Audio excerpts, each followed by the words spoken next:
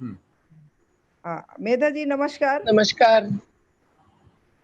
जी, अभी पिछले दिनों आपने उत्तर प्रदेश में हाथरस में जाकर के जो हाथरस की घटना हुई है उस पे कोई रिपोर्ट बनाई है और आप वहां मौके पर गई थी। तो इस संदर्भ में आपसे बात करना चाह रही हूँ कि जिस तरीके की इसमें घटना को लेकर के जब इस पे राजनीतिक लोगों का इंटरफेरेंस हुआ या लोग उसमें गए तो उस घटना को एक दूसरे तरीके के राजनीतिक मोड़ में बदल दिया गया, जबकि एक घटना कुछ है और उसको तूल दे दिया गया दूसरे तरीके से। तो आपको क्या मिला जब आप वहां हाथरस में गई? तो इस संबंध में कुछ आप कहें, बताएं लोगों को। सुमन जी, हम लोग एक समूह के रूप में गए थे। हमारे साथ जी। वरिष्ठ सामाजिक कार्यकर्ता सोशलिस्ट पार्टी ऑफ इंडिया के ही संदीप पांडे जी थे। गांधी दर्शन के प्रमुख रही गांधीवादी कार्यकर्ता आपकी मणिमाला आवाज थी। मुझे सही मिल। फैजल खान थे। आवाज आप मेधा जी आवाज नहीं आ आपकी रही? आवाज कट रही है। मेधा जी आपकी आवाज जी जी रह रह के कट जा नहीं रही है जी। नहीं, एक्चुअली सुमन पर आपका प्रॉब्लम होगा, हम लोगों को एकदम साफ आवाज सुनाई दे रही है। हाँ अभी हमको। अभी आ अच्छा रही है? अच्छा अच्छा हाँ हमको भी साफ आ रही है सुमन जी। अच्छा। ठीक है। तो हाँ। मैं कह रही थी कि हम लोग हाँ एक जी समूह बोले के मेधा रूप जी में जी वहां गए थे। तो सोशलिस्ट पार्टी के जी। तरफ से हमारे साथ संदीप पांडे जी और फैजल खान थे। और हमारे जन जी आंदोलनों के राष्ट्रीय समन्वय के साथीगण थे। और मणिमाला बहन थी जो गांधीवादी गांधी दर्शन की प्रमुख रही है। हम लोगों ने जाना इसीलिए सोचा था क्योंकि जो एक जातिवादी माहौल बनाकर इस पूरे दलित तत्व और लिंग भेद दोनों को एकत्रित करके हुए हमले को दफा रफा करने की जो कोशिश उत्तर प्रदेश शासन के तमाम नुमाइंदों की तरफ से हो रही थी, उस पर तो बहस बहुत चली है। लेकिन हमें जरूरी लगा कि हम खुद जाकर सुने उन पीड़िता के घर वालों को, परिवारजनों को, और हम जाने और समझे कि आखिर सच्चाई क्या है। हम दोनों बाजू से बात करने के लिए तैयार थे, पर उसकी कोई जरूरत नहीं पड़ी क्योंकि उस पीड़िता को क्या किया गया और क्या अनुभव हुआ, इस पूरी हकीकत को जिस तरह से उनके माता पिता, भाई, बहन, भाभी और भाभी के परिवारजनों ने बात हमारे सामने रखी, वो पूरी सच्चाई से भरपूर थी। उसमें कोई विरोधाभास नहीं था। और उसमें हकीकत यही थी कि उस लड़की के साथ कुछ अभद्र व्यवहार करने की कोशिश पहले उस सामंतवादी सो कॉल्ड उच्च वर्ण के जाति के परिवार के लोगों ने की थी। लेकिन उससे वो बची रही थी। और वो अपने परिवार के माँ भाई के साथ ही उस दिन जब खेत में गई थी, तब उस पर उसको उसका एक प्रकार से खेतों में खींचकर अपहरण करके जो उस पर बलात्कार हुआ और उसको एक प्रकार से मार ही डाला, वो पूरी हकीकत साफ बताती है कि वहां 600 घरों के परिवारों के उस बुलगड़ी गांव में ये जो 15 दलित परिवार रहते आए हैं वाल्मीकि समाज के, उनके साथ इनका रिश्ता कैसे रहा है। 5 बीघा जमीन जिनको मायावती सरकार थी तब मिली थी, तो उसमें से भी 1.5 बीघा जमीन दूसरे उच्च जाति के लोगों ने छीन के ली थी जो ब्राह्मण समाज के थे। और ये ठाकुर समाज के परिवार के 4 युवाओं ने, भाइयों ने जो हमला किया, वो सही में एक फैटल हमला था। और उस हमले के बाद जिस प्रकार से एक एक अस्पताल में इनके साथ व्यवहार हुआ, उसमें तमाम आईपीसी फौजदारी कानून के सेक्शंस का उल्लंघन था। और उससे ज्यादा गंभीर बात कि उनका न कोई एमएलसी न कोई केस पेपर्स इनके परिवारजनों के हाथ में दिया गया, और नहीं सेक्सुअल असॉल्ट पर सही इन्वेस्टिगेशन और ट्रीटमेंट कोई भी किसी भी अस्पताल में नहीं हुई, जब तक कि उस पीड़िता ने 19 तारीख को अपनी बात नहीं बताई। और वो भी ऐसे दर्द भरी स्थिति में वो बता चुकी कि जब उन्होंने बताया तब भी उसके माँ ने कैसे वैसे सुनकर it became a dying declaration ही वो हुआ। लेकिन उसका आधार लेकर भी एक आध डॉक्टर ने, एक आध इंटरव्यू में डॉक्टर मलिक ने अलीगढ़ के मतलब दूसरे अस्पताल में कुछ कहा जरूर, लेकिन उसका जिक्र पूरा सरकार के विश्लेषण में और जाहिर बयानों में नहीं आते हुए जिस प्रकार से एविडेंस यानी पुरावा जला देने की कोशिश उन्होंने की, वो बिल्कुल ही आईपीसी के 376 धारा के खिलाफ है। और उन अधिकारियों पर तत्काल आरोप लगाना ही नहीं, उनको सजा देने की जरूरत होते हुए शासन यूपी की सरकार जो मनुवादी विचारधारा को ही ज्यादा बल दे रही है, उन्होंने उनका समर्थन किया है। तो एक बाजू है उस उच्च जाति के महासभा जैसे संगठन के लोग जो हम लोग जब वहीं थे तब वहां पहुंचे, और वो जा रहे थे सम्मान करने के लिए उस ठाकुर जाति के परिवार का, और उनके लिए भी कुछ मीडिया वाले अलग से खड़े थे और कुछ मीडिया वाले हमारे सबके परिवार के बयान भी ले रहे थे। लेकिन बात तो यह है कि मीडिया दोनों बाजू आजकल बिखरा हुआ है, पर स्टेट राज्य शासन उनके तमाम नुमाइंदे, वहां के कलेक्टर जो कि उनके पिताजी को तत्काल बुलाकर कहते हैं कि आप कहिए कि हम संतुष्ट हैं। कैसे हो सकती है संतुष्टि, जबकि उनका शव मॉर्चुरी में रखते हुए परिवार को दिखाया गया, लेकिन पीछे के दरवाजे से भगाकर उन्होंने जला दिया और परिवार जन माथा पीटते रहे, पर अंत्य संस्कार का उनका जो अधिकार था उसको भी रफा दफा कर दिया गया। तो ये जो एक जाति और लिंग भेद के एकत्रित परिणाम आज महिलाएं भुगत रही है, और उस केवल हाथरस की ये बुलगड़ी की घटना ही नहीं, उसके बाद की बलरामपुर, आजमगढ़ की अन्य भी कई सारी घटनाएं जब जारी है, तो हमें समझना चाहिए कि आज की राज्य सत्ता महिलाओं की कितनी खिलाफत कर रही है, और महिलाओं की अवमानना, बेइज्जती ही नहीं, उनके साथ एक हिंसक व्यवहार कर रही है जो कि असंवैधानिक ही नहीं, अमानवीय है।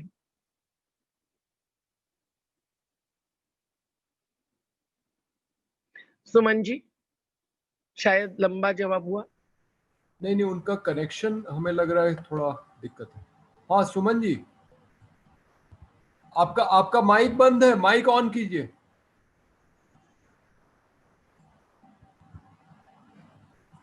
हाँ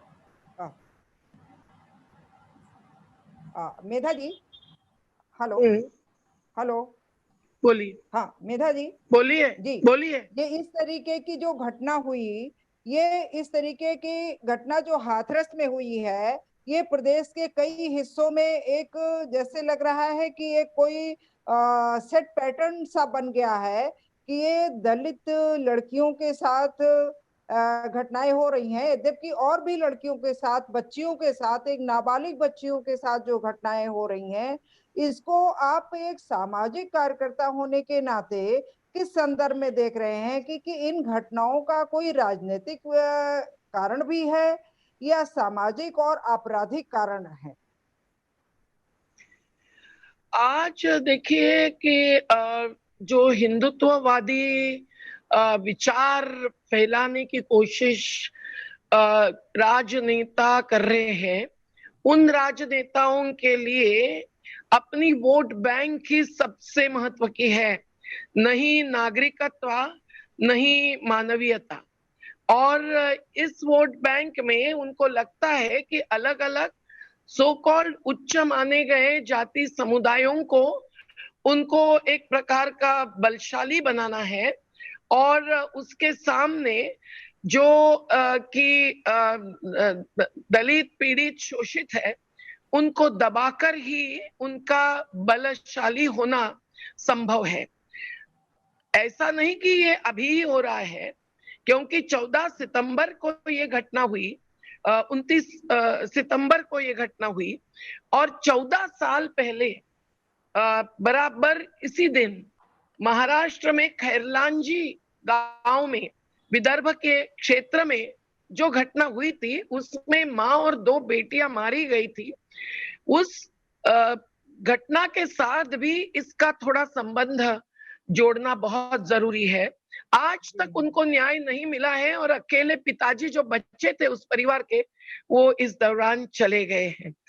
तो ये बात निश्चित है कि एक बाजू ये राजनीति हावी है, जो कि अलग अलग समय अलग अलग प्रकार से अपनी वोट बैंक के लिए जातिवादी और सांप्रदायिकतावादी तौर तरीका और विचार अपनाते हैं, और उसके आधार पर कुछ विशेष घटनाएं, अत्याचार और हिंसा को आगे बढ़ावा देते हैं। आज जो मॉब लिंचिंग माइनॉरिटीज माने गए मुसलमान समाज के साथ हो रहा है, या दिल्ली में जो हिंसा हुई है, या पहले मुजफ्फरनगर में हुई थी, हर समय हम देखते हैं कि जाति, मजहब, लिंग, सब भेदभाव का एकत्रित असर होता है, और सबसे अधिक भुक्तभोगी होती है हमारी महिलाएं। इसलिए दलित, भूमिहीन महिलाओं पर, विधवाओं पर नहीं, केवल युवतियों पर, बच्चियों पर जो हमला होता है, वो इस प्रकार के अमानवीय गैर बराबरी का ही नतीजा है। और इस गैर बराबरी को अपनी राजनीति में उपयोग में लेना, ये आज का राजधर्म माना गया है। और यूपी के जैसे राज्य में आज जो चल रही है, मेधा जी, आप बीच में हाँ, हस्तक्षेप कर रही हूँ मैं। उत्तर प्रदेश में बताइए। कई मायावती सरकार के समय में, जिसे दलितों की सरकार या मानिए ऐसे वंचितों की सरकार के बारे में जाना जाता था, एक ओबीसी जाति की लड़की के साथ एक विधायक ने इसी तरीके की घटना की थी, और फिर उसे मोबाइल चोरी के आरोप में उसे जेल जाना पड़ा था। जी, तो ये जो है, अभी एक उन्नाव की घटना, एक दूसरी घटना है, फिर शाहजहांपुर की घटना। तो इस तरीके की जो घटनाएं हैं, ये सरकारें कोई भी हों, और उसमें ये क्या कारण है कि इनमें जो लोग घटना करने वाले होते हैं, उनके तरफ ये सरकारें खड़ी हो जाती हैं अपने वोट बैंक के लिए, बजाय पीड़ित के साथ रहने के लिए, या कानून का पूरा जो है इस्तेमाल करने के लिए कि पीड़ित को न्याय मिल सके। आपको इसको आप किस संदर्भ में देख रहे हैं? क्योंकि उत्तर प्रदेश में एक सामंती प्रभाव वाला क्षेत्र माना जाता रहा है। महाराष्ट्र में माना जाता है कि महाराष्ट्र में काफी सामाजिक जागरूकता के लिए बहुत सारे महापुरुष हुए जिन्होंने कार्य किया, लेकिन उत्तर प्रदेश को फिर भी माना जाता है कि सामंती क्षेत्र है, और यहाँ माना जाता है कि जो महिलाओं की और लड़कियों की जो स्थिति है, वो द्वैम दर्जे की ही मानी जाती है। और खासकर जब इसको जातीय संदर्भ में देखते हैं, तो ये माना जाता है कि कमजोर की यहाँ तो कहा भी जाता है, ये कहावत है कि निबरे जोरू सबके गुलाम, यानी कि जो गरीब परिवार की जो औरत है, वो सबकी मतलब गुलामी है, जो चाहे सो उसके साथ करे। तो ये कहीं ना कहीं लगता है, ये जो मानसिकता है सामंती समाज की, वो राजनीति के साथ मिल करके और ज्यादा पीड़िता और गरीब, वंचित और महिलाओं के खिलाफ ये खड़ी हो जाती है। आपका इस संदर्भ में क्या कहना है, खासकर उत्तर प्रदेश के संदर्भ में? देखिए, जिस उन्नाव की घटना का आपने उल्लेख किया है, उसमें और हैदराबाद के प्रियंका पर हुए बलात्कार की घटना, इन दोनों को जोड़कर अगर अपन देखें, तो हम समझते हैं कि कुलदीप सेंगर जी जो जनप्रतिनिधि रहे हैं, उनको सजा जरूर देनी पड़ी, क्योंकि उत्तर प्रदेश के तमाम जन संगठनों ने, हमारे साथी गणों ने, अरुंधति बहन हो, ऋचा बहन हो, सभी ने कितना सारा प्रतिरोध किया, लेकिन उनको फांसी की सजा नहीं सुनाई दी। हम भले फांसी की सजा के पक्ष में नहीं है, हम हिंसा के पक्ष में ही नहीं है, लेकिन उसकी तुलना अगर आप उन 4 दलित युवाओं के साथ करते हैं जिन्होंने प्रियंका पर हमला किया और उनको एनकाउंटर में खत्म कर दिया, तो ये भी एक है कि जाति केवल लिंग भेद के साथ जोड़कर महिला पर हमला ही नहीं करती, जाति न्यायदान की प्रक्रिया में भी हस्तक्षेप का आधार बनती है। और समाज के सोच में जो भी हो, सत्ताधीश उस जातिवाद को बना के रखते हैं। तो पॉलिटिसाइजेशन ऑफ कास्ट और कास्ट इन पॉलिटिक्स, ये आज तक इस देश में 7 दशकों के बाद बना हुआ है। और रोहित वेमुल्ला की आत्महत्या तक जब बात जाती है, पढ़े लिखे विद्यार्थी और युवाओं के साथ जब ऐसा अन्याय अत्याचार होता है, तब भी SC/ST एट्रोसिटीज एक्ट के तहत जो कार्यवाही होनी चाहिए वो भी 5% केसेस में भी नहीं होती है। तब भी हम ये समझ सकते हैं कि इस देश में अभी भी जाति निर्मूलन की मंजिल बहुत दूर है। और ये क्यों हो रहा है? क्योंकि संविधान जबकि जाति निर्मूलन का आधार देती है, वो मंजिल और वो मूल्य मानती है, तब भी और सर्वधर्म समभाव को संविधान ने अपने प्रस्तावना में स्पष्ट रूप से अधोरेखित किया है, तब भी राज सत्ता इस जातिवाद और धर्मांधता को बना के रखना चाहती है। और इसीलिए ये ही इलेक्टोरल पॉलिटिक्स है जो इन आधारों को और आधार देता है। और इसका अपन कैसे प्रतिवाद करें, कैसे प्रतिरोध करें, ये समाज को ही अभी तय करना है। क्योंकि हर कोई पार्टी अपने उम्मीदवार चुनते हुए अपवाद छोड़कर जाति के संख्या की गिनती करते हैं और महिलाओं को प्रतिनिधित्व तो नहीं देते हैं, जबकि हमारी संख्या 50% तक है। तो आज भी आरक्षण पर एक राय नहीं होती है महिलाओं के, और 3% से 5% तक जो महिला प्रतिनिधियों को चुनाव में उतारे जाते हैं, उनको भी सही रूप से पार्टी से बल कम ही मिलता है, और जो चुन के आती है उनको अवकाश भी कम मिलता है। पर आज तो यूपी के संदर्भ में देखेंगे तो हिंसा इतने पैमाने पर क्यों बढ़ रही है? 51,000 केसेस में 22% यूपी की केसेस है। ये जब नेशनल क्राइम रिकॉर्ड कह रहा है, तब इस पर गहराई से सोचना चाहिए। जो योगी आदित्यनाथ जी मुख्यमंत्री बन गए, उनकी पृष्ठभूमि भी देखनी चाहिए। हमारा NAPM का अधिवेशन जब गोरखपुर में हुआ था, उसे याद है कि उस समय योगी आदित्यनाथ कौन थे और उनके बारे में क्या कहा जाता था, भले वो पत्रकारिता का आधार क्यों न लेते थे। लेकिन ये निश्चित कि आज वो जब मुख्यमंत्री बन गए, तब भी भगवा वस्त्रधारी ही नहीं है, केवल अयोध्या जैसे कांड के बारे में हो या किसी महिला पर बलात्कार के बारे में हो, उनकी जो सोच है वो धर्मांध और जात्यंध सोच है। और इसीलिए कई पार्टियों ने, संगठनों ने उनके इस्तीफा की मांग की है। पर दलीय राजनीति इससे झुकती नहीं है।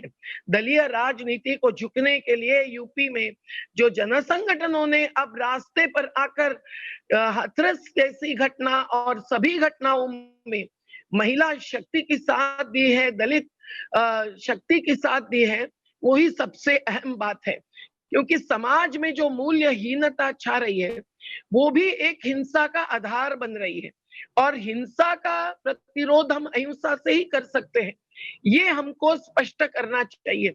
जब तक हम लोग बच्चों से लेकर युवाओं तक आज जो अश्लीलता फैली है उसको भी नहीं काटेंगे, जो ऑनलाइन प्रक्रियाओं में अधिक छाई हुई है, तब तक हम लोग समाज में सही मूल्य नहीं ला। सामाजिक तौर पे मेधा जी, आप तो बहुत बड़ी सामाजिक कार्यकर्ता रही हैं, बहुत बड़े आंदोलन किए हैं आपने, और इस तरीके से जो महिलाओं के सिर्फ महिला होने के कारण जो अपराध होते हैं, अपराध तो वैसे बहुत सारे लोगों के साथ अलग-अलग तरीके के होते हैं, जो हमारी महिला होने के नाते जो अपराध होते हैं, महिलाओं के साथ, बच्चियों के साथ, और ये जो अपराध का जो ये ट्रेंड खासकर नाबालिग बच्चियों के साथ जो चला है, तो सामाजिक तौर पे इसे किस तरीके से आप लेती हैं? क्योंकि जब हम देखते हैं कि जो पढ़े लिखे बच्चे जो अभी अच्छे कॉन्वेंट में पढ़ रहे हैं या बाकी स्कूलों में पढ़ रहे हैं, तो उनके अंदर भी वो सामाजिक सोच यानी कि वो बात नहीं आ पा रही है। वो पता चलता है कि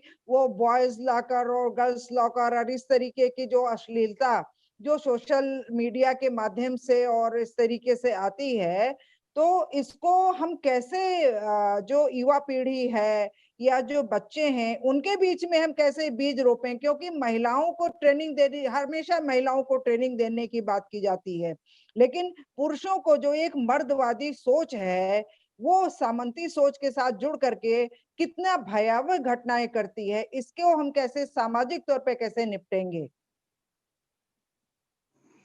देखिए, ये पुरुष वर्चस्वता और पुरुष प्रधानता हमारे देश में आज भी जिसे आधुनिकता और विकास के मार्ग पर और ग्लोबल लीडरशिप के मंजिल तक पहुंचाने की ख्वाहिश दिखाई जाती है और दावे किए जाते हैं, उसमें आज भी मौजूद है।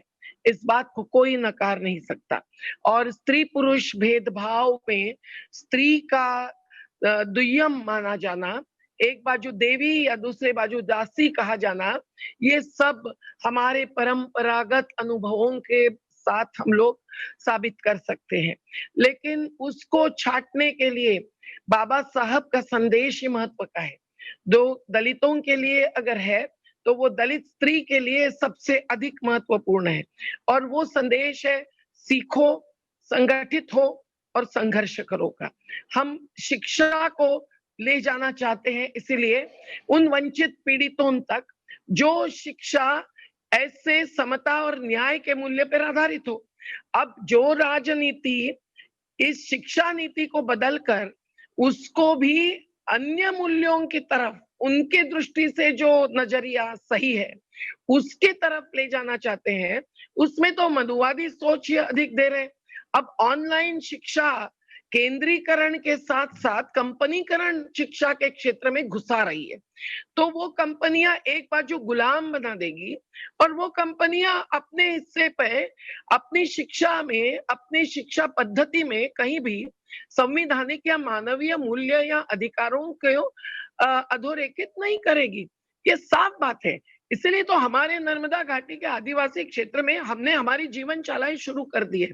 हमारे मूल्य जो हम बच्चों तक पहुंचाना चाहते हैं, मेरे ख्याल से हर कोई जो समता और न्याय के पक्ष में है, उन्होंने अभी शिक्षा का आधार लेकर खुद शिक्षा के कार्यक्रम शुरू करने चाहिए। लंबी प्रक्रिया होगी, पर हमको बच्चों से शुरुआत करने बिना दूसरा रास्ता नहीं है। पर साथ साथ युवाओं को, जिनके हाथ में आज मोबाइल्स आ गए हैं, हम भी इसका इस्तेमाल कर रहे हैं, पर उसका उपयोग कैसे करना और कैसे नहीं करना, इसका कोई मार्गदर्शन उनको नहीं मिल रहा है। तो ऑनलाइन लेसन्स को छोड़कर वो लेसन ले रहे हैं ऐसे अश्लीलता के, जिसके चित्र उनके साथ सामने आएंगे तो वो उसको दूर नहीं कर सकते हैं। और ऐसी स्थिति में आज आदिवासी दलित समाज में भी एक एक गांव गांव में लड़कियों पर जो झगड़े चल रहे हैं, जो भगाए या भागे जाते हैं, उसका देखकर हम लोग परेशान हैं। और इसीलिए हमको युवाओं पर भी जोर देना पड़ेगा। आपने बिल्कुल सही कहा सुमन जी कि महिलाओं का सशक्तिकरण क्या बात है। महिला तो सशक्त होती है, महिला में जीवटता होती है, महिला में सृजनशीलता होती है, महिला में एक मानवीयता होती है, क्योंकि ममत्व और करुणत्व उसकी प्रति प्रवृत्ति का जीवन का एक हिस्सा होता है। वो एक माँ होती है अलग अलग रूप में मातृत्व के। तो ऐसी स्थिति में पुरुषों का सशक्तिकरण नहीं, संवेदनकरण करना जरूरी है। और हम लोगों को इसके लिए महिलाओं को सामने लाना चाहिए, महिलाओं ने सामने रहना चाहिए। और वो कराटे से नहीं होगा, वो एक आत्मबल से होगा, और वो होता है महिलाओं के सहभागिता से। आज के प्रजातंत्र में, आज के जन आंदोलनों में जहां भी महिला सामने आई है, हमारे घर बचाओ घर बनाओ आंदोलन में महिलाओं ने जो ताकत दिखाई है बंबई के स्लम्स की, मैं उसे अभूत मानती हूँ। नर्मदा के संघर्ष में भी कई बार रैलियों में पेंडॉल भर जाता है, महिलाओं से पुरुषों को बैठने की जगह नहीं होती है, जैसे पिछले ही साल हुआ था। मुझे लगता है कि नंदीग्राम जैसे आंदोलन में हो या उन्नाव जैसे घटना के बाद, निर्भया जैसे घटना के बाद रास्ते पर उतर आई महिलाओं में हो, जो जागृति, प्रेरणा और शक्ति दिखाई जाती है, उससे ही समाज कुछ मर्यादा में रहता है और पुरुष प्रधानता पर कुछ रोक लगती है। और इसके लिए जरूरी है कि हम लोगों ने स्त्री उवाच कहने के साथ साथ पुरुष क्या उवाच, ये भी पूछना जरूरी है। और जो पुरुष फेमिनिज्म को मानते हैं, स्त्रीवाद को मानते हैं, और स्त्रीवादी नजरिए से आज अगर आप दुनिया को देखेंगे तो प्रकृति सुरक्षा भी, अन्न सुरक्षा भी, ये स्त्री की दृष्टि से महत्व की बात है। पुरुष प्रधान समाज और सत्तावाद इसको नकार कर और ही कोई विकास की अवधारणा आगे बढ़ा रहे हैं, जिससे न केवल जलवायु लेकिन राजनीतिक, आर्थिक, सामाजिक परिवर्तन नहीं, अधोगति और अधपतन हो रहा है। तो उसके निष्कर्ष हम लोगों को समझने चाहिए कि अब जो दुनिया में, जहां जर्मनी में हो, न्यूजीलैंड में हो, भूटान में हो, एक एक जगह पे जहां, या पेरिस में हो, जहां महिला कुछ अधिकार पद पर है, वहां देखिए वैकल्पिक विकास की अवधारणा भी सामने आ रही है। तो वो विकास प्रकृति के साथ साथ मानवीयता की रक्षा वाला विकास होना चाहिए, और बराबर उल्टी दिशा में जब देश धकेला जा रहा है तब उसका सामना होना चाहिए, और उसमें महिलाओं ने खुलकर सामने आना चाहिए। अब लॉकडाउन में किसान महिला, आदिवासी महिला, श्रमिक महिला, सबके लिए कानून से जो सुरक्षा थी वो हटाकर गैर कानूनी और गैर संविधानिक तरीके से जो कंपनीकरण, बाजारीकरण, कमोडिफिकेशन, वस्तुकरण थोपा जा रहा है, उसमें महिला भी वस्तु बन गई है। तो सेकंड सेक्स ही नहीं, एक कमोडिटी बनाना महिलाओं को, और महिला ही नहीं, वैसे देखे तो पूरे इंसान को और इंसानियत को। तो इसका विरोध महिलाओं के ही द्वारा सबसे अधिक सही हो सकता है, और महिलावादी, स्त्रीवादी नजरिया ही दुनिया को बचा सकता है। जी, मेधा जी, ये निर्भया कांड के बाद जो आईपीसी में परिवर्तन किया गया, खासकर सेक्शन 376 को लेकर के, आप, अगर मुझे जो ऐसा लगता है कि इसके बाद जो घटनाएं होती हैं उसमें हत्या की, मर्डर उनका हो जाना एक बहुत बड़ी संख्या होती जा रही है। पहले घटनाएं तो होती थी, लेकिन उन लड़कियों का कम से कम उनका जीवन बचा रहता था। लेकिन लगता है कि वो पूरा एविडेंस ही खत्म कर देना चाहते हैं कि ना रहे, अगर लड़की बच गई तो हमारे खिलाफ गवाही दे सकती है, हमारे खिलाफ अपनी बात कह सकती है। तो ये एक नया ट्रेंड आ गया है। इसके बारे में कानून और समाज को लेकर के आप कैसे सोचती हैं? बिल्कुल, ये तो एक कानून का दुरुपयोग और कानून के संशोधनों को हत्या, हिंसा, अत्याचार, वंचना, भेदभाव, इन सब को समर्थन देने की दिशा में आज बदला जा रहा है। तो संविधान का क्या रहा भाई? संविधान में तो न्याय तो इस तरीके से लोग बात बहस करने लगे हैं कि न्याय का मतलब है चौराहे पे खड़े होकर के गोली मार देना। तो ये क्या डेमोक्रेटिक सेटअप में एक संवैधानिक, एक जनतांत्रिक और क्या समाज को और देश को कोई दिशा दे सकता है? जो लोग हैदराबाद में जो है इनकाउंटर किए जाने पे फूल बरसाते हैं, वो महिलाएं, या वो लोग पुरुषों को जाने दीजिए, वो भी महिलाएं थी। तो ये एक जो महिलाओं के अंदर एक अजीब सी जो सोच है, जो मैं समझती हूँ जो सदियों की गुलामी वाली सोच है, वो कहीं ना कहीं परिलक्षित होती रहती है, पढ़े लिखे होने के बावजूद। इस दिशा में आप कैसे एक सामाजिक कार्यकर्ता होने के नाते क्या रास्ता अपनाने को, दूसरों को क्या संदेश देना चाहेंगी कि बाकी लोग किस तरीके से सोचें और क्या करें? देखिए, आपने जो कहा कि क्रिमिनल लॉज में संशोधन, अभी तो केंद्र की हमारी सरकार हमारा प्रतिनिधित्व कर ही नहीं रही है, और न संविधान का प्रतिनिधित्व कर रही है, भले हाथ रखकर शपथ लेकर क्यों ना कुर्सी पर बैठी हो। और वो बिल्कुल ही महिलाओं पर ही नहीं, सभी वंचित पीड़ितों को और शोषित बनाने की दिशा में कानून को बदल रही है। इसीलिए श्रमिक कानून बदले हैं, नए 3 के किसान विरोधी कानून थोपे गए हैं। महिलाओं को अब नाइट शिफ्ट भी दी जा सकती है, ओवर टाइम भी एक्स्ट्रा नहीं मिलेगा, और कोई भी विवाद अगर इंडस्ट्री के साथ खड़े होगा तो न्याय नहीं मिलेगा। पर ये अभी नई कमेटी बनाई है क्रिमिनल लॉज को बदलने के लिए, वो भी बहुत ही बायस तरीके से, पक्षपाती तरीके से कमेटी का नियोजन किया गया है।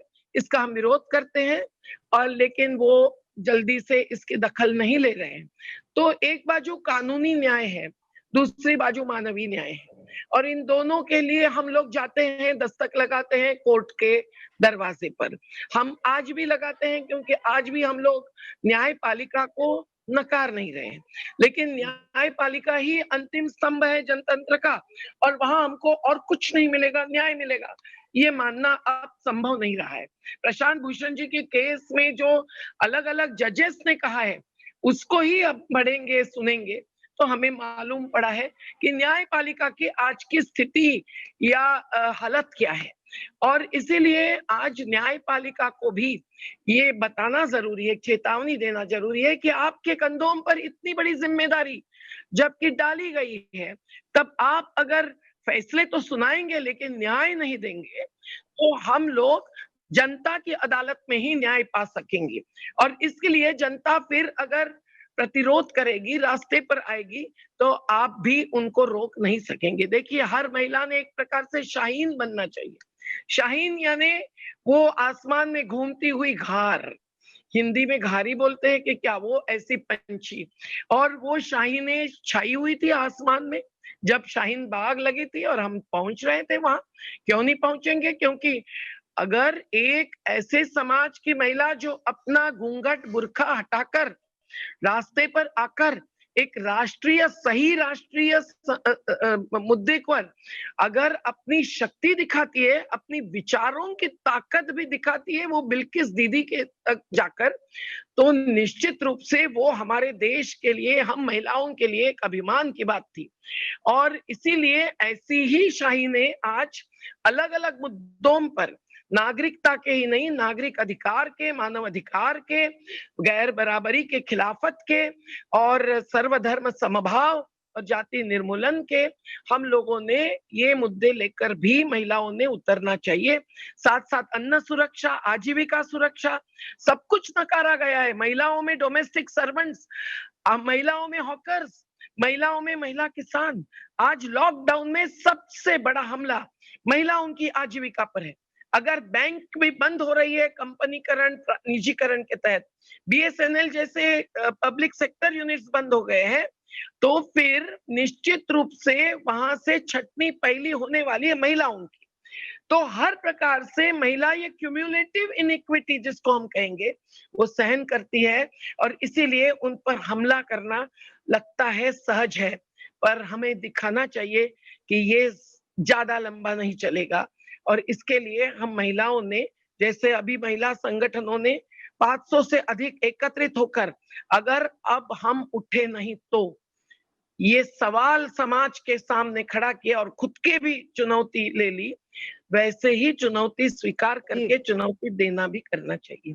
हाथरस का उदाहरण ही नहीं, ये तमाम अत्याचार के उदाहरण हमको ये बताते हैं कि हम केवल न्यायपालिका या नौकरशाही या माध्यमकर्ता या हमारे जनप्रतिनिधि, लेजिस्लेचर्स, इन 4 स्तंभों के आधार पर जनतंत्र को जिंदा रखना और उस जनतंत्र में महिलाओं को प्राथमिकता और सही अवकाश मिलना, बराबरी का दर्जा और सम्मान मिलना, जिसका योगदान इतना बड़ा है घर में और द्वार में भी, तो उसको एक मूल्य केवल आर्थिक नहीं, एक सामाजिक मूल्य मानना।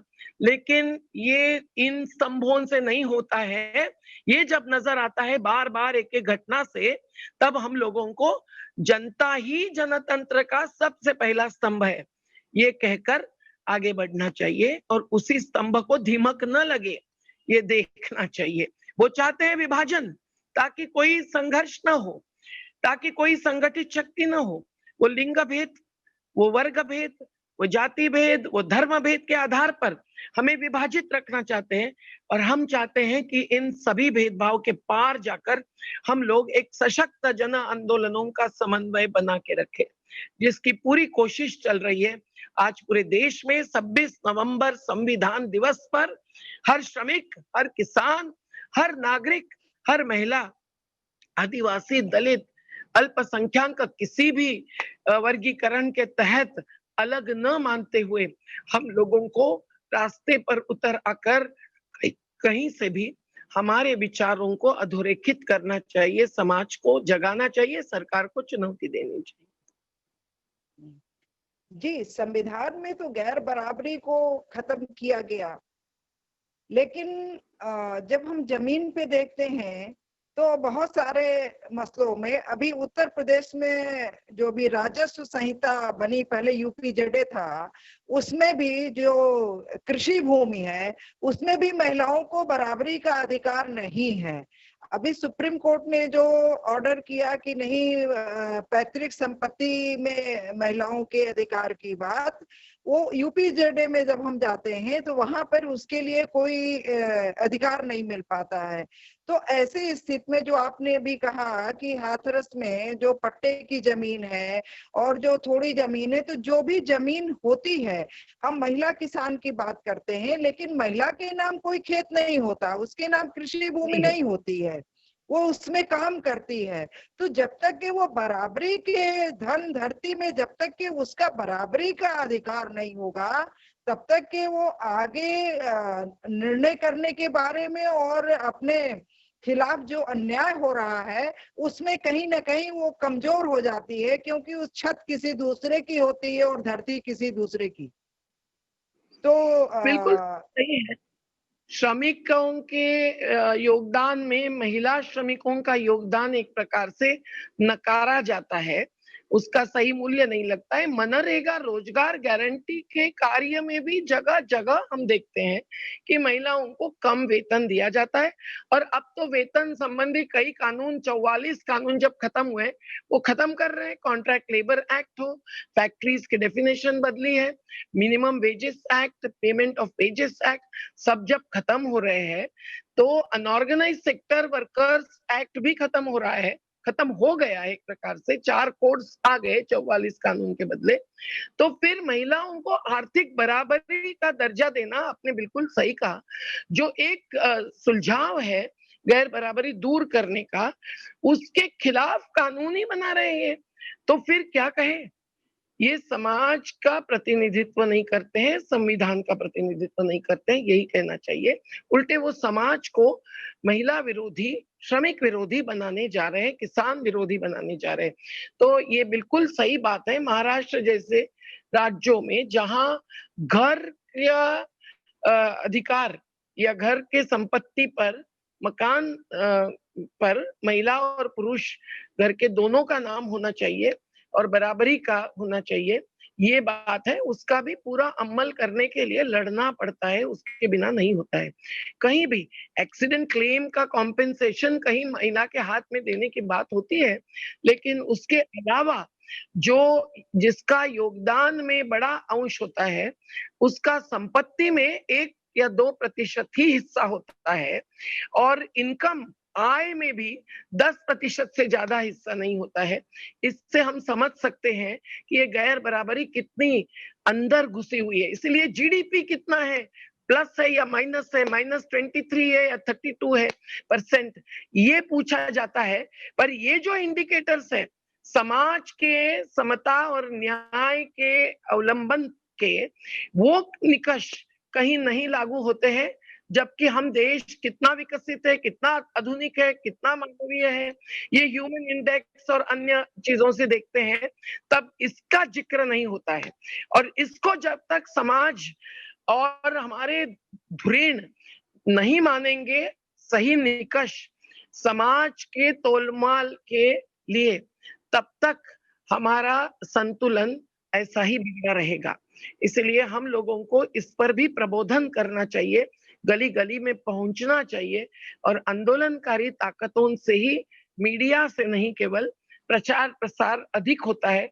इसलिए महिला आंदोलन को हमको और बल देना चाहिए। जो भी स्त्रीवादी नजरिए को मानते हैं, स्त्री पुरुष समता को मानते हैं, ऐसे पुरुष हो या महिलाएं हो, वो कहीं भी हो, सुरक्षित भी हो अपने घर में, पर उन्होंने इस मुद्दे पर अब भूमिका लेनी चाहिए और उसको जाहिर करना चाहिए। महिलाओं के हाथ में भी, बुद्धिजीवी महिलाओं के हाथ में भी ये यंत्र तो है ही जो हम आज इस्तेमाल कर रहे हैं, तो फिर वो क्यों न इसका इस्तेमाल करे एक अस्त्र के रूप में, अहिंसक रूप में, सत्याग्रही के रूप में।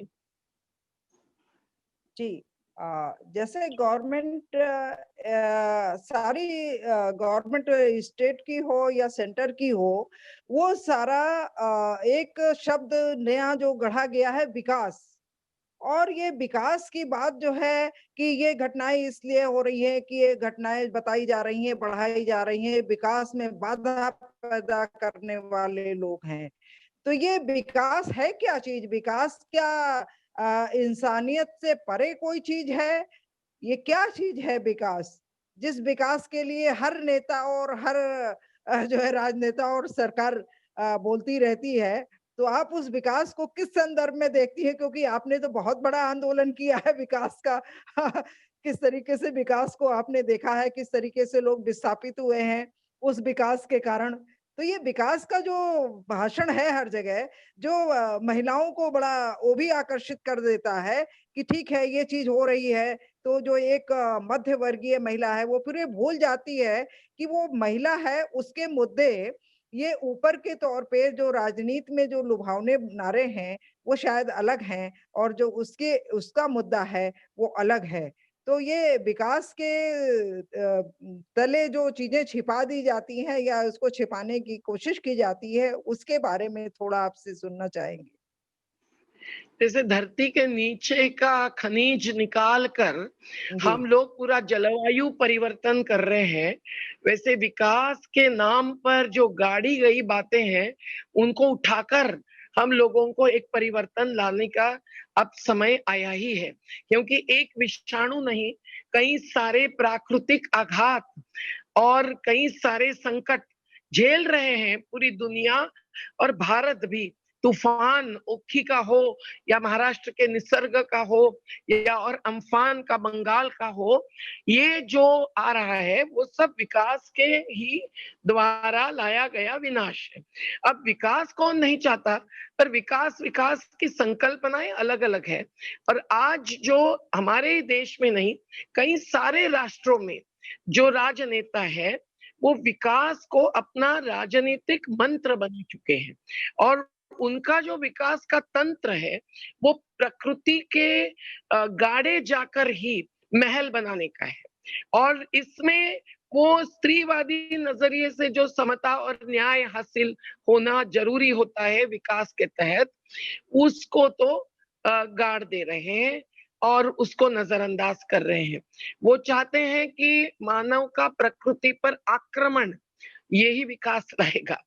हम अत्याधुनिक सोच के सोचे, मतलब इस नहीं, आगे 2 शतक आगे का सोचे, तो न हमारा कोयला बचेगा, न हमारी शुद्ध हवा बचेगी, न हमारा जल बचेगा, न हिमालय जो पिघल रहा है वो बच सकता है, और समुंदर शहरों के अंदर घुसेगा। अभी नर्मदा के अंदर समुंदर घुसकर 80 किलोमीटर आ गया है। नर्मदा को खारा ही नहीं बर्बाद किया जा रहा है। तो जो विकास के विविध क्षेत्रों में तंत्रज्ञानिक चुनौती को जिस तरह से सत्ताधीश स्वीकारते हैं, वो बिल्कुल ही घुमाते हैं सबको। वो एक मटेरियलिज्म की सोच, एक न्यू कैपिटलिज्म जिसको कहेंगे, केवल क्रोनी कैपिटलिज्म नहीं, क्योंकि हर चीज को वो कैपिटल मान रहे हैं। वो लाइफ सपोर्ट, जीवन के आधार नहीं मान रहे हैं, न जल को, न जमीन को, न जंगल को, न खनिज को। और इसीलिए ये विकास की अवधारणा जो उनका हित संबंध जरूर आगे बढ़ाती है, और वो कॉरपोरेट्स के आधार पर पूंजी और बाजार के जो नुमाइंदे हैं उनके आधार पर अपना राजनीतिक हित साधते हैं, वो बहुत ही बड़ा धोखा दे रहे हैं मानव जाति को।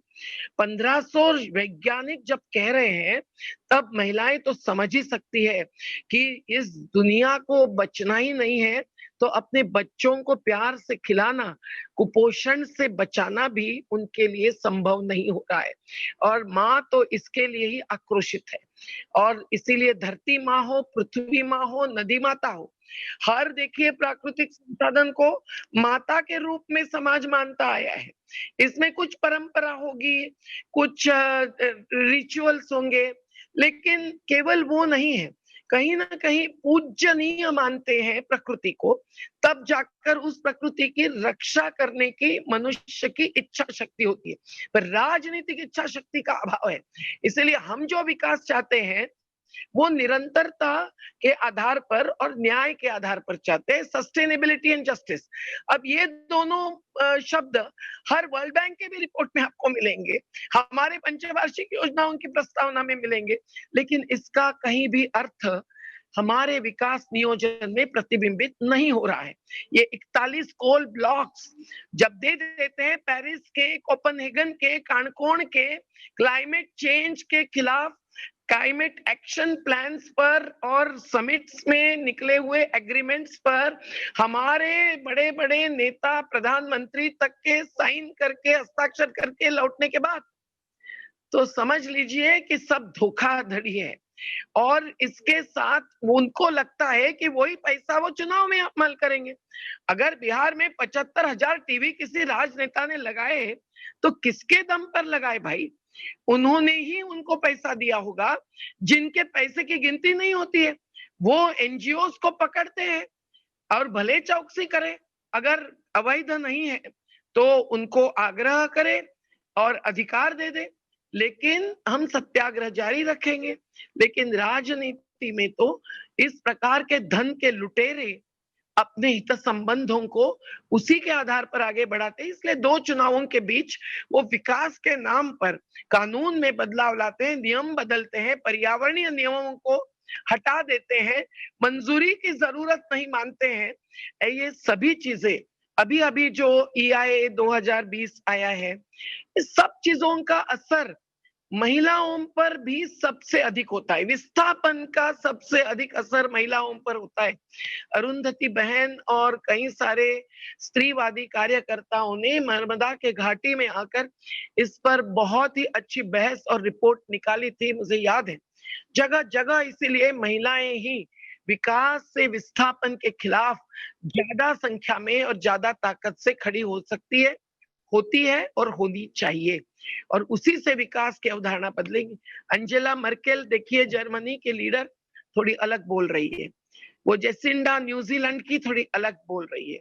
और मैंने पेरिस का जिक्र किया, जो सबको मालूम होना चाहिए। हम जो विकेंद्रीकरण की मांग करते हैं, जिससे कि स्वराज यानी थोड़ा स्वावलंबन अधिकाधिक आएगा एक एक छोटी सी छोटी इकाई के में, जो इकाई पर्यावरणीय इकाई, आर्थिक इकाई और सामाजिक इकाई मिलकर आंक सकते हैं, केवल एडमिनिस्ट्रेटिव इकाई नहीं। और उससे महिला को जो आर्थिक स्वायत्तता मिलेगी, वो वहीं के संसाधनों के साथ रोजगार का निर्माण कर पाएगी और रोजगार पाएगी, जिसका हमने अभी शुरुआत की है। एक चिक्की बनाना भी महिलाएं नहीं करती है और सब मूंगफली बाहर जाती है।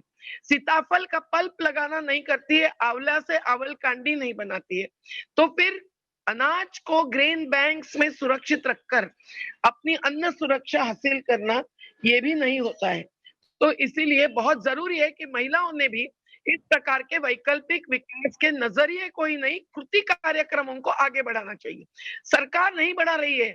सुप्रीम कोर्ट का आदेश आया, माइग्रेंट वर्कमैन जब चल के गए, पलायन करके आए हुए वापस गए और फिर वापस आए, वहां की महिलाएं आक्रोशित थी, लेकिन उनके लिए, उनके पति, उनके भाई के लिए, पिता के लिए अगर आज भी वहां रोजगार नहीं मिलता है यूपी में, तो उन्नाव के, बहराइच के, सीतापुर के, लखनऊ के, कानपुर के जो श्रमिक हमारे द्वारा हमारे आंखों के सामने रेल में बैठ गए, वो वहां से फोन करके बताते हैं हमारा वेतन अभी नहीं मिला, हम इधर फॉलो अप कर करके थक जाते हैं।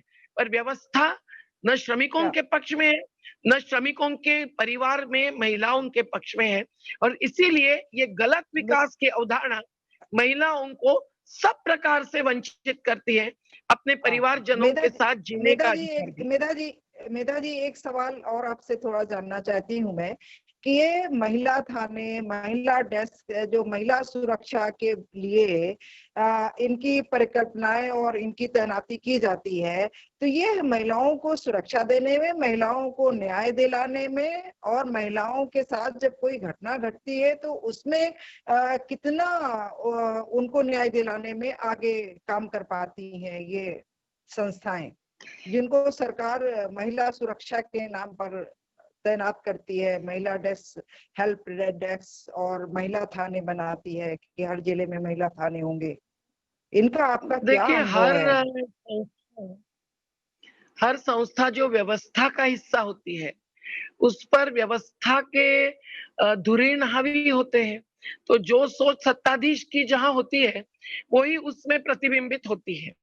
वो भी गुलामी के जैसे काम करती है। मैंने देखा हाथरस में हो या अन्य जगह पे हो, जहां भी पुलिस कर्मी लगे रहते हैं, उसमें महिला पुलिस भी होती है। हरदम हम उनको कहते हैं कि भाई आप भी तो एक महिला है, समझ रही है कि नहीं सच्चाई क्या है? धीरे से बोलती है, क्या करे बहन जी, हम तो अब यहाँ नौकरी में हैं, तो हम हमारी ड्यूटी कर रहे हैं। तो हम कहते हैं, हम भी हमारी ड्यूटी कर रहे हैं। आपकी ड्यूटी केवल नौकरी नहीं है, आपकी ड्यूटी एक संवैधानिक रक्षा है। और इसीलिए महिला सुरक्षा के लिए जो संस्थाएं बनी गई है, उसका कुछ भी फायदा नहीं होता, ऐसा नहीं कहते हैं। महिला आयोग कहीं ना कहीं हस्तक्षेप करता है, पर कब करता है? जब वहां सत्ता में बैठी हुई पार्टी अगर योगी आदित्यनाथ जी जैसी सोच रखती है, तो वहां का महिला आयोग क्या हाथरस की उस पीड़िता को न्याय दे सकेगा? मुझे नहीं लगता है। तो इसीलिए हम सत्ताधीशों को एक ऐलान भी करना चाहते हैं, चुनौती भी देना चाहते हैं, चेतावनी भी देना चाहते हैं कि देखिए, अगर आप महिला विरोधी होंगे तो आपको महिलाओं का वोट लेने का कोई अधिकार नहीं रहेगा। जब तक हम महिलाओं को इस मुद्दे पर भी जागरूक नहीं करते हैं, तब तक ये ऐसी ही बनी रहेगी व्यवस्था। पर जे.एस. वर्मा कमेटी जब बनी, उन्होंने बहुत सारे सुझाव दिए। विशाखा कमेटी से लेकर पुलिस स्टेशन में हर जगह महिला अधिकारी होनी चाहिए।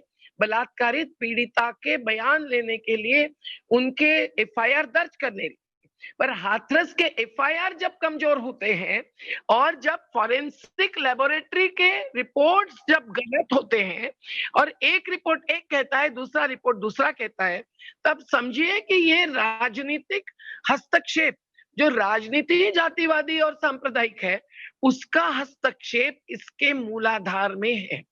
और इसीलिए हम लोगों को एक साथ आर्थिक, सामाजिक, राजनीतिक वंचना, एक प्रकार से हस्तक्षेप और उनके ही मूल्यहीनता पर अहिंसक सत्याग्रह के द्वारा सवाल उठाने चाहिए और खुद जवाब देने चाहिए। मुझे लगता है कि बहुत सारी बातें हुई है, पर हमारी कृति कार्यक्रम की जरूरत है। इसलिए फिर से मैं ऐलान करती हूँ कि संविधान दिवस इस साल का हम लोग खाली न जाने दें। आज हमारा अधिकार संविधानिक ही केवल नहीं, मानवीय अधिकार है। स्त्री का भी अधिकार मानवीय अधिकार है। पर अगर हम लोगों को संविधान के आधार पर जो सत्ता में आते हैं और भरसक रेप मिथ्स फैलाते हैं, आज भी जब वहां के हाथरस के धनिक धमकी दे रहे हैं कि हम 4 बीघा जमीन बेचेंगे, लेकिन इन 15 दलित परिवारों को हमारे गांव से हटा के रहेंगे, तब समझिए कि सत्ता की कोई सुरक्षा किसी भी संस्था या प्रक्रिया के द्वारा आसानी से नहीं मिलने वाली है, जब तक कि हम सब लोग संविधान और मानवीय अधिकार के आधार पर आवाज नहीं उठाएंगे। और ऐसी घटनाएं हम लोगों को अधिक दुर्बल नहीं बना सकती है, अधिक गुलाम नहीं बना सकती है, अधिक उद्विग्नता ला सकती है, पर अधिक विश्वास के साथ बल भी और प्रेरणा भी मिलनी चाहिए और हम लोग आगे बढ़ने चाहिए। इतना ही मैं कहना चाहती हूँ।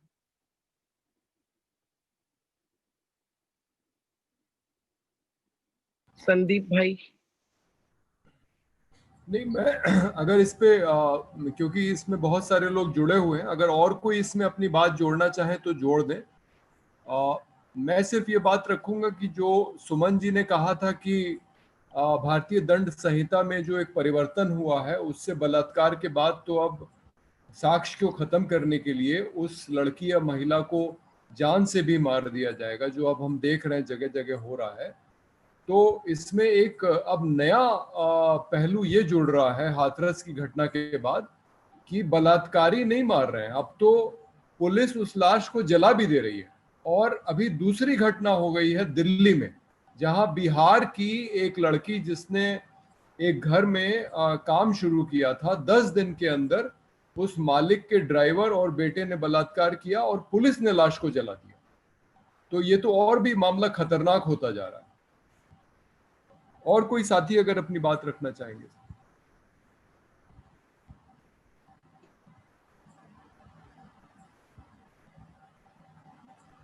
ठीक है सुमन जी। भाई मैंने बहुत ज्यादा समय लिया। नहीं नहीं नहीं, अभी तो 1 घंटा पूरा नहीं हुआ। तो सुमन जी फिर आप अब संपन्न कर दीजिए इसको।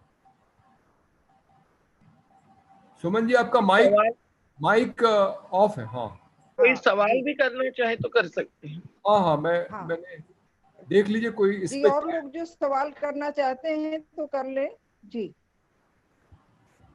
हाँ, जो साथ में जुड़े हैं, कोई सवाल करना चाहते हैं? विजया दीदी हैं कानपुर से, और लुबना है हैदराबाद से, जैनब है लखनऊ से, कहकशा परवीन जी हैं, गुरु भाई हैं बेंगलोर से, पूजा यादव हैं विधि की छात्रा हैं लखनऊ से, नसीरुद्दीन भाई हैं वरिष्ठ पत्रकार, शईरा नईम है वरिष्ठ पत्रकार। आप में से कोई भी अगर कुछ बोलना चाहे तो अभी आपको बोलने का मौका है।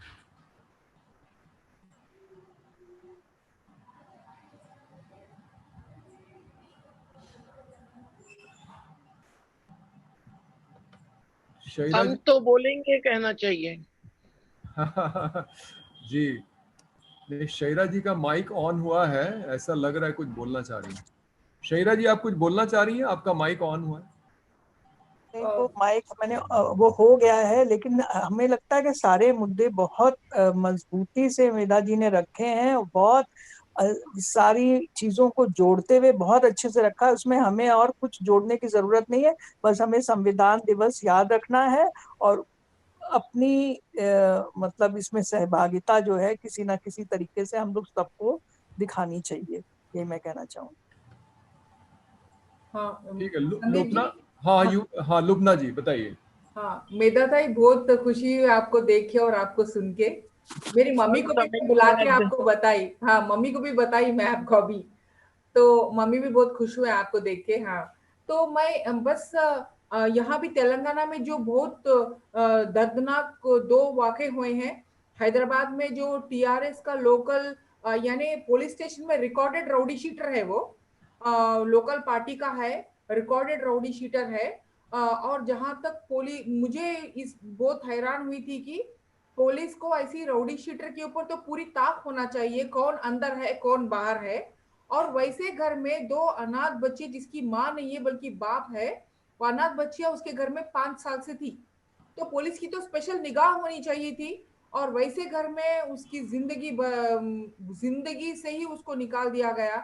और वो दूसरी बच्ची का क्या कर रहे हैं हमको पता नहीं चल रहा है। पोस्टमार्टम की रिपोर्ट तो अभी प्रेस में भी नहीं आया और मेरे तक तो पहुंचा नहीं है। और दूसरी बच्ची जो खम्मम में जो सर्वेंट मेड थी, उसका भी कल भी प्रोटेस्ट करे खम्मम में जो लेडीज। तो ये सब चीज जो देखते हुए मुझे ना मेदत आई। मेरा प्रॉब्लम ना कि ये हो जाने के बाद क्या कर रहे हैं, वो भी बहुत खतरनाक होता जा रहा है। अभी संदीप जी भी अब दिल्ली का भी बता रहे। लेकिन कुछ और चीज है कि ये प्रिवेंटिव पे क्या कर रहे हैं। अगर कुछ भी बोलो ना तो ये लोग बोलते कि हम सीसीटीवी कैमरा ज्यादा कर देंगे। ये जो टेक्नोलॉजिकल डिपेंडेंस है इमीडिएटली दिल्ली में कुछ हो वहां कुछ हुआ, वहां फॉरेन मिनिस्टर बोल देते हैं भाई हम सीसीटीवी ज्यादा कर रहे हैं। तो वुमेन की सिक्योरिटी एक सीसीटीवी कैमरा से हो जाती है। ये कौन का लॉजिक है मुझे नहीं मालूम, मुझे नहीं समझ रहा है। तो प्रिवेंटिव के लिए what are we doing, what is causing this, what are the studies undertaken. क्या मैं तो डीसी यहाँ की डीजीपी तेलंगाना से एक ही बोली, मैं क्या आप हम तेलंगाना के औरतों को और क्या home minister of India India के औरतों को ये बोल रहे कि भाई हाथरस फिर कभी नहीं होगा। ए मेरे औरतें इंडिया के, हाथरस कभी नहीं होगा। मैं होम मिनिस्टर हूं, मैं आपको बोल रहा हूँ। क्या हमारे डीजीपी हमारे तेलंगाना के होम मिनिस्टर बोल रहे हैं कि है तेलंगाना की औरतें ये खम्मम का ये जो मोइनाबाद का फिर कभी नहीं होगा। तो जब लफ्ज से ये निकाला भी नहीं जा सक रहा तो इसका यही मतलब हुआ ना कि यू लिव विथ इट। तो ये चीज के ऊपर मेरा दर्द है। हुआ कुछ तो जान भी जा रहा, वो और दर्दनाक है। और लाश भी कई चीज से जला रहे, वो और भी खतरनाक। लेकिन यहाँ पर मेरा दर्द इसको प्रिवेंटिव के लिए इनके पास एक कॉन्सेप्चुअल, एक पैशनेट थॉट नहीं है और एक एश्योरेंस मुंह से, जबान से निकल रहा भी नहीं कि भाई आप बेफिक्र रहो, आगे से हम माफी मांगते हैं, आगे से सब कुछ नहीं होगा। मैं अगर होम मिनिस्टर होती तो मेरा पहला यही रहता कि भाई मुझे माफ कर दो, आप चाहे तो मैं निकल भी जाऊं, पर मैं एश्योरेंस देना चाह रही हूँ, मुझे मौका दो कि ये कभी नहीं होगा, नेवर अगेन की एटीट्यूड ही नहीं है, वो मुझे हैरान कर रहा है Medha tai. I don't know what we बिल्कुल सही है, बिल्कुल सही है, क्योंकि मैंने जैसे कहा कि जब सत्ताधीश फैसिस्ट और मनुवादी वृत्ति के हैं तो उनके तमाम नुमाइंदे पुलिस प्रशासन से लेकर उनके जनप्रतिनिधियों तक वही बोल रहे हैं। अब जो दूसरे पक्ष के हैं, दूसरे विचारधारा के हैं, उनको तो ये दबा रहे हैं। इसीलिए सुधा भारद्वाज जैसी एक महिला कार्यकर्ती भी जेल में है और कई सारी जामिया मिलिया की बच्चियां या जेएनयू की या और किसी संगठन की, उनको वो दबाने के लिए ही अंदर डाल देते हैं और महिलाओं के साथ भी कैसे पेश आते हैं जेल के अंदर और बाहर भी। ये कभी नहीं हुआ इस देश में इतने हद तक, लेकिन आज वो खुले आम हो रहा है और उसका समर्थन भी कर रहे हैं। तो इसीलिए जिन पे धमक है वो इससे ज्यादा जोर पा रहे हैं और अभिमान के साथ कह रहे हैं। और पुरुष प्रधानता का, पुरुष वर्चस्व का, सुपरमैन का बलात्कार एक प्रतीक बनता गया है। और फिर हम लोग देख ही रहे हैं कि किस प्रकार से इसको प्रतिरोध करते हुए भी हम लोग रोक नहीं पा रहे हैं। मुझे लगता है कि उनसे कोई प्रिवेंशन की अपेक्षा नहीं करेंगे जिनकी सोच ही इस प्रकार के हिंसा के पक्ष में। हम लोगों को ऐसे कार्यक्रमों को लेना चाहिए जिसमें स्त्री पुरुष समता, सर्वधर्म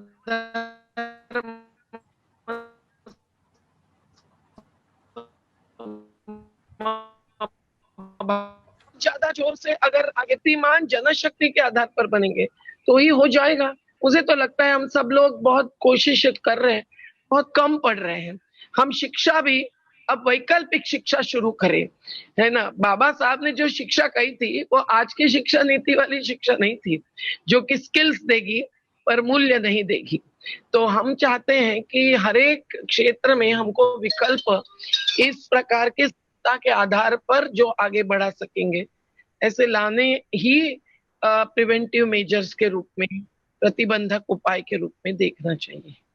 तो आप हम सब लोग एकत्रित होकर एक बड़ा दायरा संगठनों का एकत्रित आना चाहिए। हम लोग अब थोड़े से विचार भेद होंगे, कुछ मतभेद होंगे तो भी बाजू बाजू में न रहते। और मुझे लगता है कि जन आंदोलनों की राजनीति को ही आगे बढ़ाना चाहिए। संदीप भाई क्या कहते हैं? नहीं ठीक है। अभी अरुंधति कुछ कहना चाह रही है। हाँ जरूर।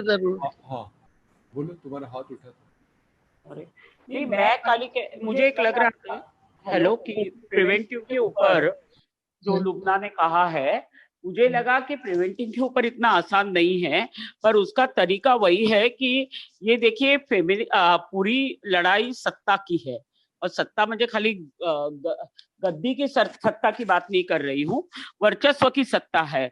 तो ये जो हाथरस का रेप हो कि खैरालाल जी की, सुरेखा भातबंगे की हत्या और बलात्कार हो, कि भौरी देवी ने के ऊपर की बात हो जो बहुत सालों पहले हुई, पर भौरी देवी से आज तक का प्रवास हम देखे हाथरस के लड़की का, तो ये वेरी क्लियर है कि ये पूरा पावर की बात है। एंड ये जो रेप होता है is never about sex, it is more about the power. तो ये इसलिए होता है कि औरतों ने उनकी प्रॉपर्टी होने को, उसको असर्टिवनेस से प्रूव किया है। तो एक मुझे लगता है कि उसके ऊपर इसलिए पुरुषों का और पूरे समाज का, महिलाओं का भी, ऐसा नहीं कि महिला होने के नाते हम ऑटोमेटिकली नारीवादी नजरिए से देखते हैं। तो वो ये पूरे समाज का विचार बदलना बहुत जरूरी है। हम अपने घर में अपने लड़कों को, अपने भाई बहनों को, अपने घर में अपने पति से लेके, अपने बाप से लेके, अपने भाई से लेके, अपने बेटे, अपने दोस्तों के साथ क्या ये करते हैं, तो ये लंबा रास्ता है, पर वो ही एक रास्ता है। और तब तक बाकी चीजें सरकार जो कह रही है, आज आपको पता है कि नहीं मालूम नहीं, पर यूपी में जहां गए 11 दिन में हाथरस की घटना से सितंबर से आज ही हम लोग गिन रहे थे 16 रेप्स और हत्याएं हुई है। उसमें बहुतांशी रेप्स और हत्याएं माइनर की है और लगभग 75% उसमें से दलित महिला की है। और ये क्या द्योतक है। And this is just from Hathras. Hathras famous हो गया, बाकी आज कल ही परसों बाराबंकी में हुई है, उसके 2 दिन पहले बांदा में हुई है, 1 दिन कानपुर में हुई है। जिस दिन हाथरस हुआ है उसके ही दूसरे दिन आजमगढ़, भदोही, अलग अलग जिले में हुई है। तो इमेजिन आप 15 दिन में 16 हत्याएं और रेप, और उसमें से 75% दलित। तो मुझे लगा कि जाति का जो मुद्दा है, जातिगत पूरे व्यवस्था का, वो बहुत, मुझे लगा कि इसमें बहुत स्ट्रांगली है। जैसे मेधा ने सही में कहा, मेधा दीदी ने, कि वहां पे 45 घरों में 15 म्हणजे पूरे ठाकुर बाहुल्य घरों में एक दलित, और जो फिर वो जो उनका असर्टिवनेस उस इलाके में आया है, क्योंकि पढ़ लिख के दलितों के एस्पिरेशंस और पढ़ लिख के उन्होंने अपने आप की स्थिति ठीक की है, तो उसमें ऑब्वियसली कोई भी ठाकुर ये मुझे अपनी पैर की जूती जो मानता है दलितों को, वो लड़की का बाहर जाना, मुझे पढ़ाई सब जगह की बंदी हो रही है। तो ये बड़ा मामला जाति का भी बहुत है, मुझे लगता है इसके ऊपर बहुत है। और सरकार इसके ऊपर क्या करती है? सरकार का हाथरस का ही रिस्पॉन्स नहीं है। आज सरकार का रिस्पॉन्स ये है कि उन्होंने 4 बूथ खड़े किए हैं। आज नवरात्र के दिन वो बात कर रहे हैं देवी की। हमारे राज्य के मुख्यमंत्री अजय बिष्ट ये यही कहते हैं कि वो मुझे उनकी तो व्यू पॉइंट है कि औरतों को घर से बाहर ही नहीं निकलना चाहिए। तो आज उन्होंने शुभारंभ किया है 9 दिन के लिए, बाकी वो कह रहे हैं चलता रहेगा, पिंक बूथ, पिंक गाड़ी, पिंक पेट्रोलिंग, ऐसे नाम से। पर बाकी औरतों को कोई अधिकार की, उनके जॉब की जगह की, जो मेधा ने कहा कि भाई हर जगह कोविड में औरतों के जॉब निकल गए हैं। सबसे पहला जो जॉब निकला है वो बड़े लेवल से, लेबर कोड से तो सभी जाएंगे, पर सबसे बड़े लेवल में जो गई है वो औरतों के जॉब गए। तो आपकी इकोनॉमिक पावर गई, आपकी परी शिक्षा की पावर, मेनली ऑनलाइन पढ़ाई में मेधा जी ने थोड़ा सा उल्लेख किया शिक्षा का, और आशा शिक्षा के ऊपर सोशलिस्ट पार्टी बहुत काम करती है, और आप भी खुद डिजिटल एजुकेशन के ऊपर जा रहे हैं। अनुभव ये है कि जब से ऑनलाइन और डिजिटलाइजेशन की पढ़ाई हो रही है, उसमें सबसे ज्यादा जो पढ़ाई छूटी है वो लड़कियों की छूटी है। वो लड़कियों के घर में नेट है, घर में नहीं है, तो पहली किसके मोबाइल किसको मिलेगा, नेट किसको मिलेगा, कंप्यूटर किसको मिलेगा? तो लड़कों को मिलेगा। लड़कियों की पढ़ाई छूट गई है और लगभग 16,000 शादियां हो रही है। तो ये जो बड़ा, और फिर वो शादियों में वायलेंस ऑलरेडी, मतलब आप इतने यंग एज में, और सरकार कह रही है जाके हम खाली मैरिज का एज बदलेंगे। इनको ये समझ में नहीं आ रहा है कि मैरिज का एज बदलने से बाल विवाह नहीं रुक सकते हैं। वो शिक्षा, पॉवर्टी को टैकल करना, उनको शिक्षा की, नौकरी की, इक्वालिटी की अपॉर्चुनिटी देना, ऑटोमेटिकली एज बढ़ के 29-30 तक आएगा। पर इनको इतने ही ऊपर के ये देखते हैं। जब हम भी बहुत बार डिजिटल और ऑनलाइन पढ़ाई का हम लोग भी बिना सोचे समझे करते हैं, ये बिना ध्यान देवे देखते हुए कि इसका लड़कियों के ऊपर क्या परिणाम हो रहा है। तो मुझे लगता है कि ये सब मुद्दों को कॉम्प्रिहेंसिवली देखे बिना, एक खाली रेप तो इज ऑब्वियसली, और ये भी लड़कियों का कि रेप ये फांसी का, somebody asked, I think Suman ji ने पूछा था, ये जो पूरी फांसी की सजा की बात है, पॉक्सो की मर्डर है, भाई ऐसे जब लॉ लाओगे कि जिसमें आपको रेप और मर्डर की सजा एक ही होने वाली है, तो उसमें तो मर्डर ही करना है, क्योंकि बच जाओगे, पुरावा ही नहीं रहेगा, शायद बच जाओगे। अभी आप देखिए हाथरस में कल्पेबल होमिसाइड पे मैक्सिमम जाएगा, या ऑनर किलिंग पे जाके उसके भाई और बाप को ही करेंगे, ये कहानी नैरेटिव बिल्डअप करेंगे, तो आपको सजा बहुत कम इसके होगी। तो ये पूरे कानून का एक पूरा कॉम्प्रिहेंसिवली मुझे लगता है कि बहुत देखना जरूरी है। इट्स नॉट अ 1 पॉइंट या 2 पॉइंट सॉल्यूशन, दैट्स इट। बिल्कुल। डोमेस्टिक वायलेंस भी तो बढ़ा है लॉकडाउन में, तो अलग अलग स्थिति में महिलाएं ही भुगतान होगी, सबसे ज्यादा हो रही है। अरुंधति बहन ने बहुत ही, और यूपी की ये बहुत ही गंभीर था। और मेधा जी, एक तो राम राज्य है ही नहीं, राम गायब है यूपी से, ये समझना चाहिए।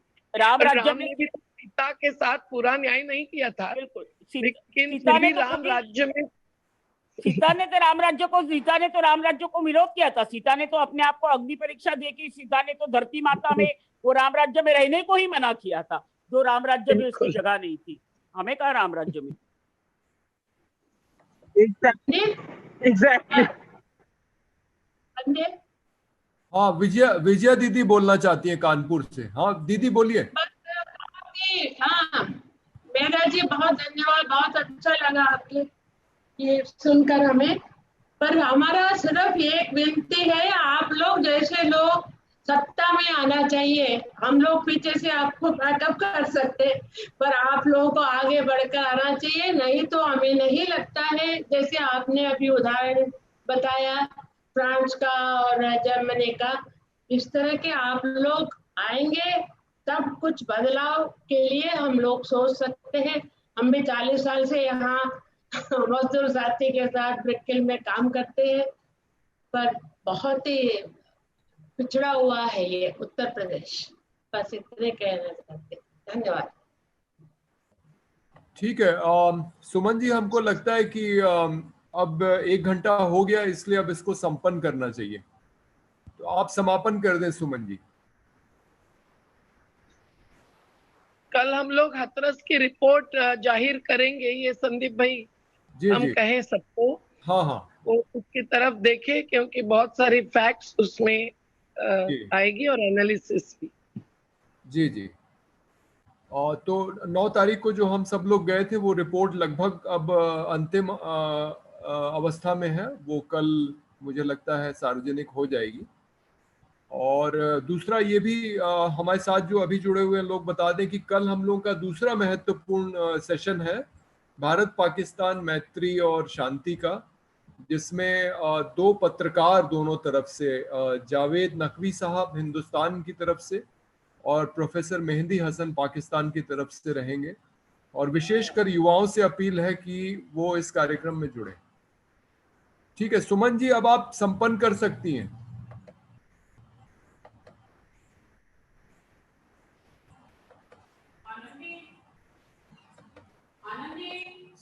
हाँ सुमन जी लगता चली गई। ठीक है, हाँ अपना माइक ऑन करके जरा बोलिए। आपका माइक ऑफ है सुमन जी।